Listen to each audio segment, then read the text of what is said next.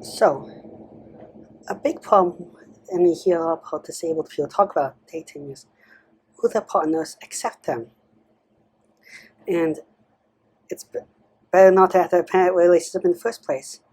But I'm talking about like if they have pooping or peeing problems, that might be a thing, or if they have to go to the hospital more, or they might not always be the most reliable people, and that's a fact of reality. In many ways, people demand on reliability, whether they're just too sick to do something. And affects me as a disabled person myself. And I think there's a couple things we should do. First of all, we need to redefine partnerships and relationships more in terms of just emotional things and emotional bonding than on physical bonding and economics. And define roles, because that really does negatively impact us, because who knows what partner is going to do what in the household. And it's okay when partner is stuck in bed all day and the other one is not, if they're not emotionally abusive to each other and we do appreciate each other. That requires a really fundamental change in society in many ways. What I'm talking, and so it's one we should totally push for. But what I'm talking about right here is, what about if we make a website to handle, or a dating site to make more specifically for disabled people? And that one would be one that clearly first talks about your disability and your goods and bads. What if we actually had a couple websites like this, where it also might benefit non-disabled people if we also put the bad stuff of your profile and the good stuff. That way we know more about the flaws coming in and we're honest. So we have to have the right expectations. Because in a relationship, you're going to have to deal with the flaws. And the early on you can get over it, the better. And if you try to always compromise over it, you're going to get into a bad place. You don't have to compromise as much with stuff if you're both completely comparable. Now, another thing would be if we change up the algorithm a little bit, so that so that instead of meeting up always with people with one-on-one, you meet up with, maybe sometimes you have options to meet up with groups of people, and you don't know who liked you or who not liked you in different ways.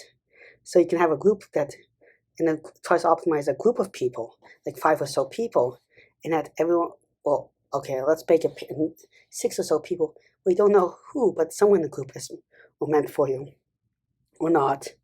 And that idea is that you come in with less pressure that it's one particular person. It's more flow, but it's also more safety in a group of people. Another one is that everyone has to have a conversational starter. And maybe to make sure that the quality is better, maybe there's someone who reviews each application and reads out loud to make sure that they actually put useful information to like talk about the quality, everything, and that by keeping a higher standard, you'll find better dates. Then after a date or something, after a while, the algorithm can ask you how it was. And you can use the information about how it was to make better recommendations for other people in the future and for yourself. Another thing that it could potentially do is that we could make it so that it also finds people that are more compatible with you. Another things, based on a longer questionnaire that's more hidden in the background usually, but you can expand it later on. So you see the most basic profile, then you have like the expanded profile you can see, with much more parameters. Another one is to set up a video chat service more into it, and other services, so you can just use the same app for everything. Have it more options just for looking for friends. Have maybe built a news service and stuff like that, and it sends you articles to talk about, or sends you information and stuff to talk about to help open up the conversation, really.